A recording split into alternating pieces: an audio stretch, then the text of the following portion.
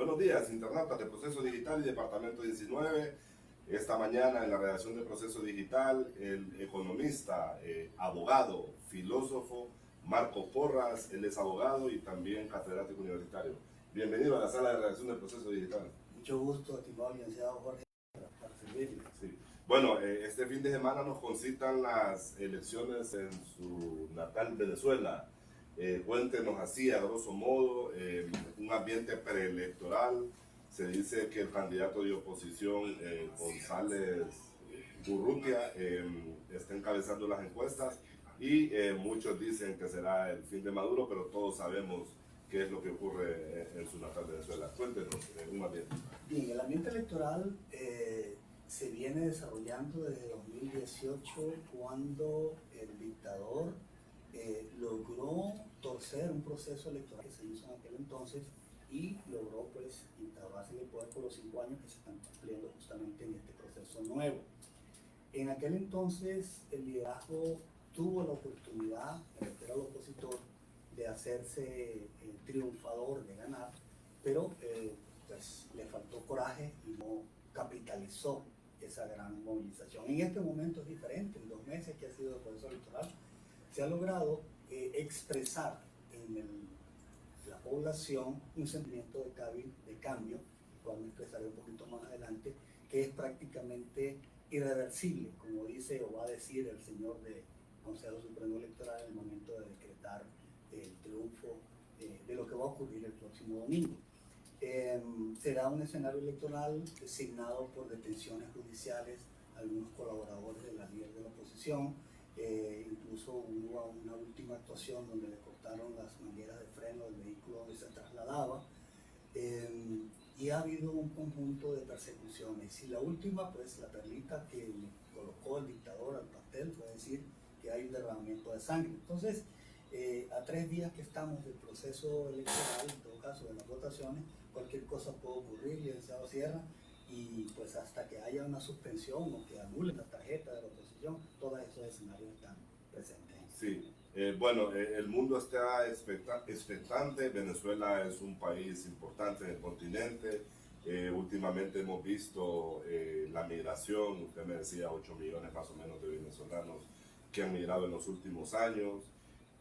Lógicamente el gobierno de Nicolás Maduro tiene sus aliados en la región, pero usted antes de la entrevista me decía que usted no es ni chavista ni antichavista, sino que usted es un pensador venezolano. ¿Qué va a ocurrir el domingo en Venezuela? Maduro, lo que usted dijo, ha dicho de que probablemente puede haber un derramamiento de sangre si él no gana la elección, y todas las encuestas dan por ganador al candidato opositor.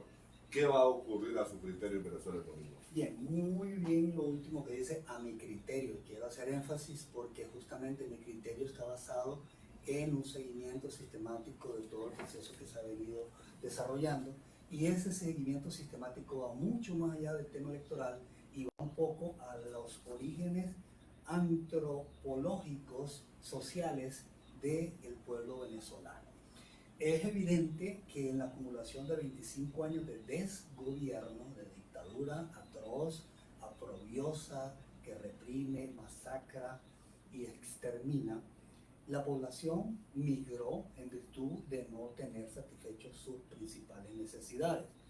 Luego, en los intentos en que ha habido oposición para ganar, los líderes no han tenido el coraje, como lo dije antes, de hacerlo. En este momento la población ya rebasó el liderazgo y la decisión es de que hay un cambio. El domingo va a triunfar la oposición, o en todo caso, retiro lo de la oposición, va a triunfar el pueblo venezolano. Y eso, licenciado, lo digo sinceramente, sin apasionamiento. Es decir, en esto hay que tener un criterio bien objetivo, bien plasmado, y luego le puedo, si lo desea, explicar el por qué digo yo que no hay que tener apasionamiento, sino objetividad al momento de formular una expresión que dé un resultado que ya se anticipa. Bueno, usted me dice de que el pueblo va a ganar en las urnas el domingo, pero ¿qué va a pasar en la realidad? Muy bien, excelente. Mire, el desarrollo de la actitud humana lleva a un proceso de formación Friedrich Hegel lo denomina el espíritu de la universal, lo llama él, y se descompone desde el espíritu subjetivo del sujeto, de la persona, que ha tomado la decisión de no confiar en entes externos, por decir uno, y con todo respeto, que se haga la voluntad de Dios, ahora se va a hacer mi voluntad. Ha tomado esa decisión, producto de 25 años de aprobio. Esa decisión que ha tomado ha sido expansiva, y ahí va el segundo nivel, el espíritu objetivo, que es ahora transmitirle a usted, a mis congéneres, ese sentimiento que yo tengo y los embargo de eso. De ahí pasa a un sentimiento universal, que es justamente esa toma de decisión de hacer un cambio. Entonces, van a ir a depositar el voto, se van a quedar en la calle esperando el resultado y el conteo de los votos. Y en una eventual negación de ese triunfo, va a haber una situación de desborde de la población en las calles reclamando el reconocimiento. Ahí es donde los líderes van a ver y la población va a ver de qué están hechos. Si son capaces de llamar a la resistencia, como se hizo en la primavera árabe u otras experiencias en el mundo, o al contrario, son capaces, como lo hizo Capriles en el 2018, de decir, vayámonos a nuestras casas, prendamos el radio y bailemos salsa. En ese momento va a ser diferente, porque esa decisión que le dije, que viene desde lo subjetivo, que se transmitió al otro y que ahora es un espíritu universal, es indetenible. Es indetenible. Emmanuel Kant lo ha denominado como el imperativo categórico, la necesidad sin justificación de lograr algo.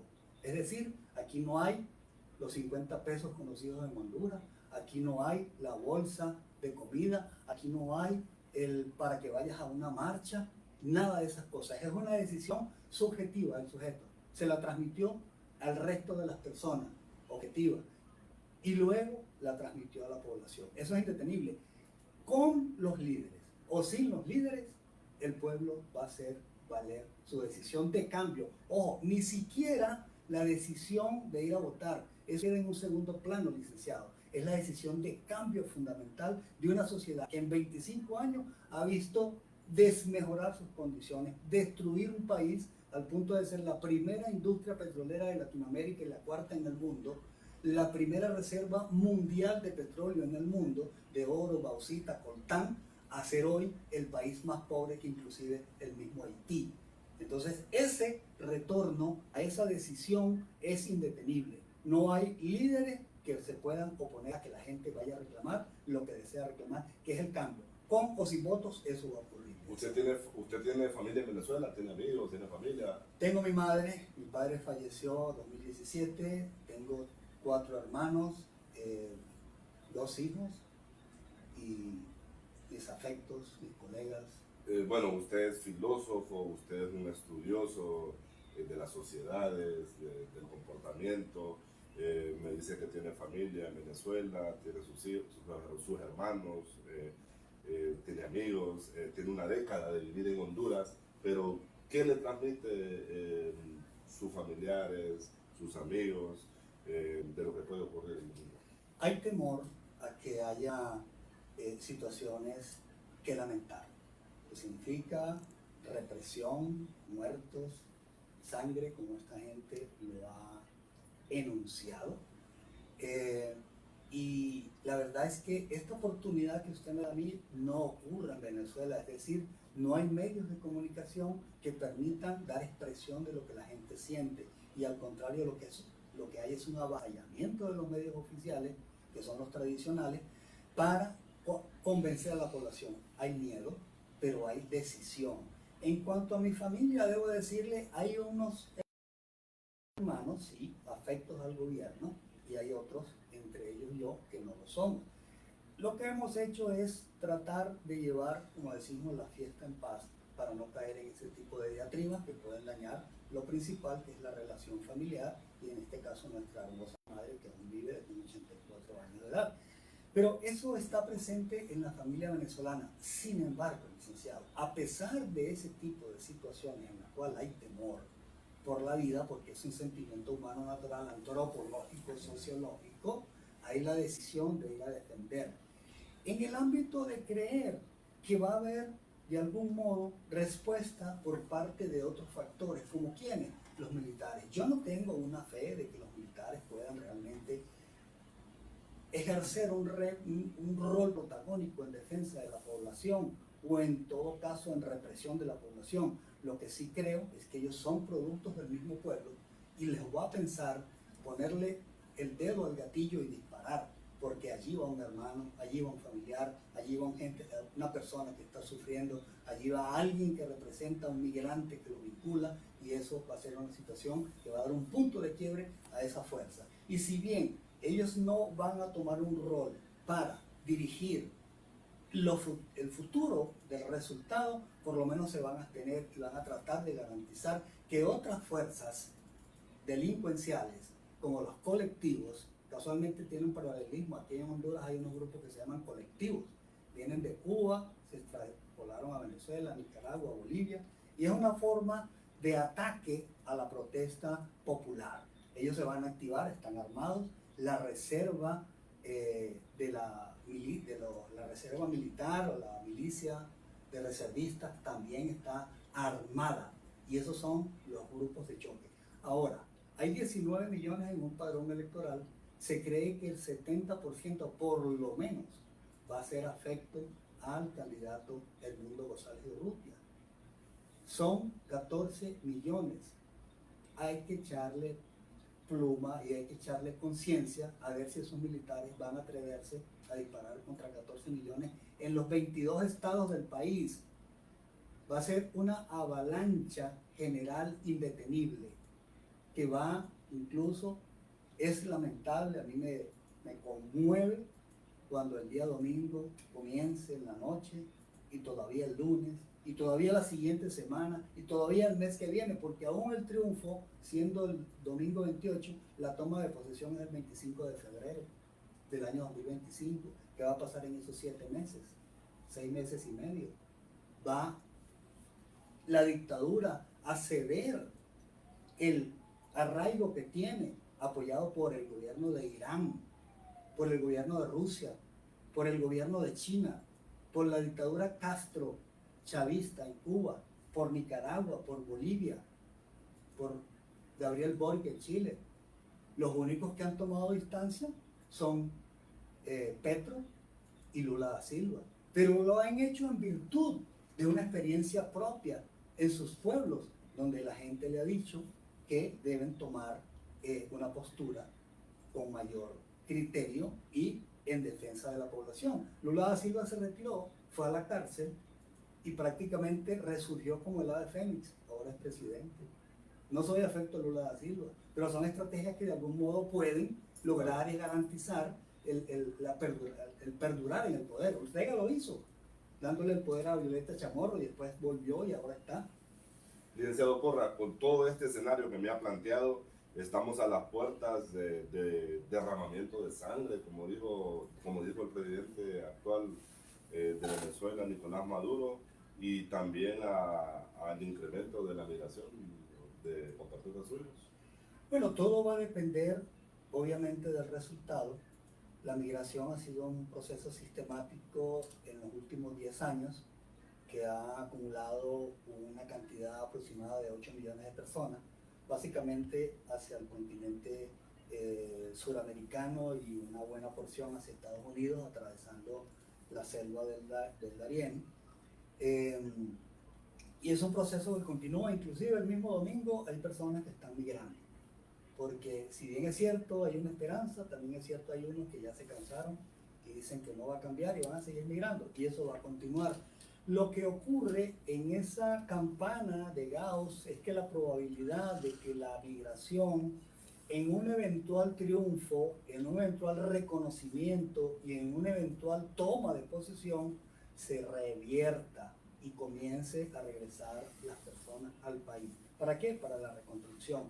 Muy al contrario, en una imposición dictatorial del candidato Maduro, que de paso es colombiano, está comprobado, no es venezolano de nacimiento, entonces la migración va a incrementar. Algunos analistas, yo desconozco datos y solo replico lo que ellos han enunciado, que podría estar alrededor de unos 4 o 5 millones de personas posterior a ese proceso en el cual no se reconozca la voluntad popular. Sí, bueno, en otras intervenciones que usted ha tenido públicas y que yo he podido escuchar, usted ha dicho de que los últimos candidatos opositores, Guaidó, Capriles, ahora Corina Machado, usted ha dicho de que ellos prácticamente han sido comparsas de Maduro. ¿Por qué dice eso? Bueno, en los procesos anteriores, 2018, 2013, y los escenarios de protesta que se han suscitado durante los 25 años, se ha venido decantando o depurando lo que se ha denominado la oposición. Hay un factor opositor que los mismos que están dentro de ese ámbito los han llamado los alacranes. Esos son los que hoy son 8 candidatos que están en el tarjetón electoral, que sabemos que han sido de algún modo comprados, su conciencia, su participación para el candidato Maduro. Ellos, y lo voy a decir porque es público, están en el tarjetón: Luis Martínez, de Acción Democrática; Daniel Ceballos, de Voluntad Popular; Benjamín Raduceo, el Partido Conde, Cooperación Nacional Opositora; Enrique Márquez, Centrados en la Gente; José Brito, esta es la punta de lanza de los alacranes, Primero Venezuela; Antonio Ecarri, Fuerza Vecinal; Claudio Fermín, Soluciones; y Javier Bertuzzi, un pastor evangélico que se ha lanzado también a esa comparsa, acompañamiento al régimen para darle validación del proceso electoral. Y ha sido la señora María Corina Machado quien recibió un mandato en una elección preliminar, una elección interna de la oposición para renovar su liderazgo, que el 27 de septiembre del año pasado fue designada con el 90% de los votantes, alrededor de 2.800.000 personas, para que dirigiera la oposición.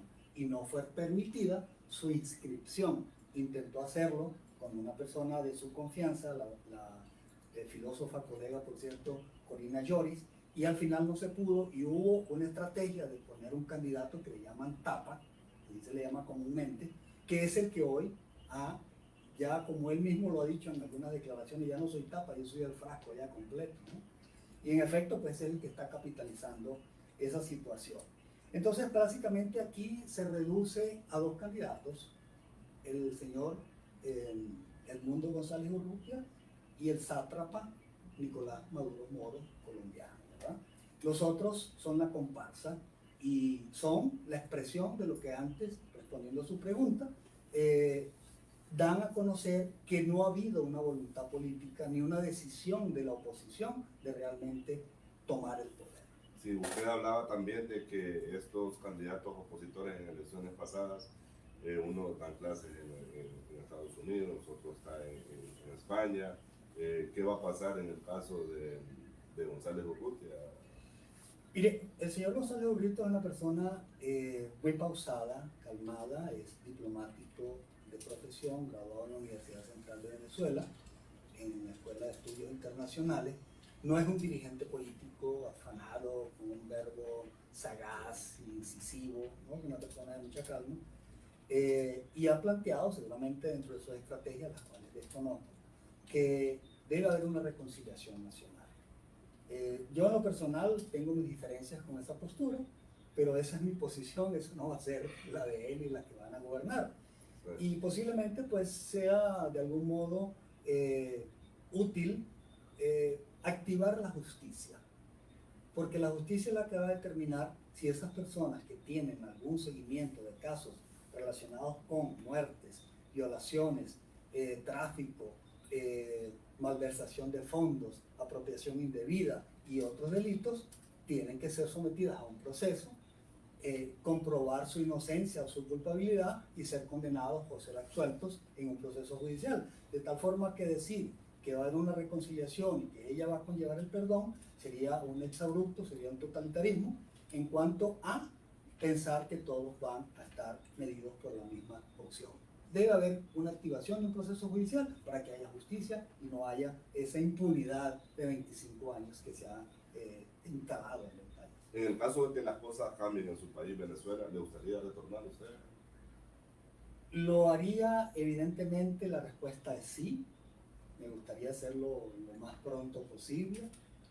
No obstante, licenciado Jorge Sierra, hay que estar claro en que hasta estas comparecencias en los medios públicos van marcando a las personas y pues yo, ser humano, tengo temores en ese sentido, que un eventual retorno, que no haya un reconocimiento de la voluntad popular, pueda ser sometido en un proceso de detención. No tengo ninguna causa pendiente, estoy totalmente libre de ninguna acusación, ejerzo mi profesión acá en Honduras, el país a quien agradezco me haya dado una acogida alrededor de ese tiempo que usted ha mencionado, y me siento pues, a pesar de que acá se hace mucha crítica a lo interno, de que somos un país tercero o cuarto mundo, ¿no? Yo siento que acá de algún modo las cosas funcionan, hay muchas posibilidades de mejorar y realmente es una sociedad que si uno pues con los debidos cuidados sabe manejarse, pues se puede vivir, se puede trabajar, se puede progresar. Sus palabras finales, le dejo las cámaras del proceso digital y departamento 19. El domingo Venezuela está convocado a unos nuevos comicios electorales. Hay mucha expectativa en el continente y en el mundo por lo que pueda pasar en su país. Las encuestas dan por ganador al candidato opositor, pero sabemos qué es lo que pasa desde el oficialismo. Sus valoraciones finales, licenciado Porras. Maduro, Diosdado Cabello, Padrino López, Tribunal de Justicia, vayan haciendo sus maletas. Esto no es un proceso de elecciones convencional en el cual ustedes han estado siempre en la vanguardia y en la manipulación de los resultados. Es evidente que ustedes han manipulado esa base de datos, los registros electrónicos, han movido el padrón electoral de un estado a otro para impedir que una persona registrada en ese estado pueda votar y no pueda trasladarse a un estado que queda a 4 o 6 horas del sitio donde él vive. Ustedes se les acabó su tiempo, han destruido el país, lo han llevado a la lipidia mayor de la historia. Esto es un caso, señores, de estudio, de objeto de estudio antropológico, sociológico, político, que va a marcar una historia en el mundo. A usted, señora María Corina Machado, a usted, señor Edmundo González Urrutia, sigan en esa actitud de capitalizar ese sentimiento popular que han logrado potenciar en los últimos 2 meses y en los 20 y pico de años que reconozco tiene la señora Machado en esa tenaz oposición. Y al momento de ese fraude que estoy seguro va a ocurrir en esa noche del domingo, tengan el coraje, tengan el valor de irse con ese pueblo a la calle igualmente a ejercer ese liderazgo que se ha logrado a pulso hasta que haya realmente un desalojo total de esas estructuras de poder, que no va a ser fácil, señora Machado, que no va a ser fácil, señor Urrutia, y ustedes lo saben. Va a ser un proceso que va a tomar no la semana siguiente, no el lunes 29, no los 15 días, no el mes. Recuerden que la toma de posesión es el 25 de febrero, ya son 6 meses y medio. Va a tomar luego de que se logre esa toma de posesión un proceso de reconstrucción en el cual, humildemente desde este país, que muy orgulloso me siento de estar en él, retornaré como lo haremos muchos, si no el 100% de los migrantes, a reconstruir esa hermosa patria que un día dejamos con el dolor de nuestra alma y con nuestros familiares sufriendo para hacer un progreso personal, pero en el cual hemos consolidado conocimiento, experiencia y estamos dispuestos a irla a dar el todo por el todo a cada minuto en nuestro hermoso país, a nuestros hijos, a nuestros nietos, a nuestros hermanos, a los futuros venezolanos. Cuenten que hay una migración profesional dispuesta a dar el todo por el todo para que el país salga adelante. Y como lo dije con el licenciado Jorge Sierra, esto no es un proceso electoral,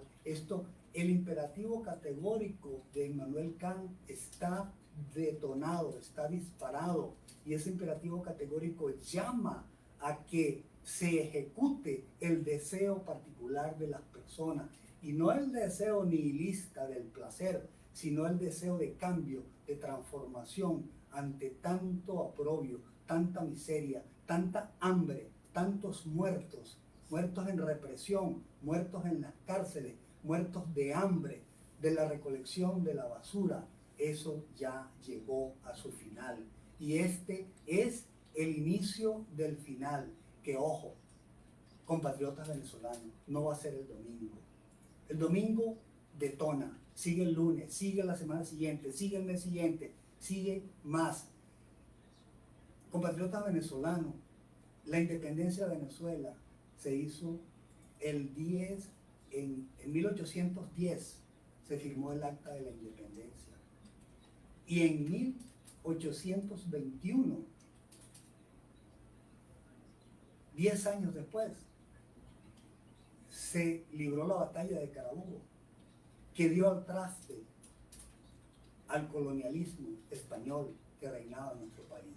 Fueron 10 años después de declarar la independencia de España, en el cual se logró la independencia. Yo no estoy llamando a que ya esperemos 10 años, estoy haciendo referencia a un hecho histórico, el cual cambió el destino del país, y debe ser lo que va a ocurrir, o es lo que va a ocurrir en este momento. Esas ilusiones del domingo, creer que se resuelve todo, no es así, estimados compatriotas. Acá el triunfo y la celebración va a llegar, sí, pero no es el lunes, no es la siguiente semana. Es una vez que se haya desalojado a una de las peores plagas mundiales, que se llama el socialismo del siglo XXI, amparado y sustentado por el Foro de Sao Paulo, que hace poco estuvo acá en Honduras, el Grupo de Pueblos y los gobiernos dictatoriales de Cuba, Nicaragua, Bolivia, México, Chile, Colombia, Brasil, y que ha empezado la liberación con Javier Milei, del cual difiero, pero es la decisión del pueblo de un cambio, es la decisión que tiene Venezuela en este momento. Adelante, compatriotas. Bueno, esta mañana en la sala de redacción de Proceso Digital, el licenciado Marcos Porras, él es economista, filósofo, abogado, catedrático universitario, y quien muy gentilmente nos ha hecho un panorama de lo que podría suceder el próximo domingo durante las elecciones de su país natal, Venezuela. A todos ustedes les invitamos que esta y otras entrevistas puedan ser consultadas en todas nuestras plataformas digitales en el momento que ustedes así lo deseen. Buenos días.